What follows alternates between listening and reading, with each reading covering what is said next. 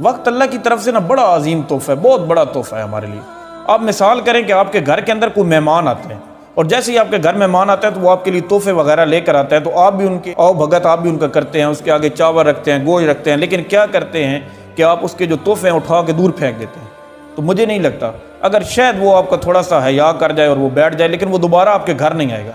जो उसके तोहफे हैं उसको आपने टांगे मार के दूर फेंक दिए। तो याद रखें कि अल्लाह की तरफ से ये वक्त बड़ा अजीम तोहफा है। जो जवान हैं, जो बूढ़े हैं, जो बच्चे हैं, इस वक्त की बहुत कदर करें।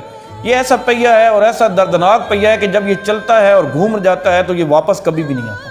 कोई रात जो गुजर गई वो वापस नहीं आती। याद रखें कि जो पल गुजर जाते हैं वो वापस नहीं आते। इसे अल्लाह की याद के अंदर गुजारें, अल्लाह की याद में गुजारें, अपनी ज़िंदगियों को पाक कर लें, साफ़ कर लें। हर वक्त अल्लाह की याद में अपने दिन गुजारना, ये अल्लाह की तरफ से इतना अजीम और बड़ा तोहफ़ा है तुम लोगों के लिए। जो नमाजें रह गई, जो दरूद पाक रह गए,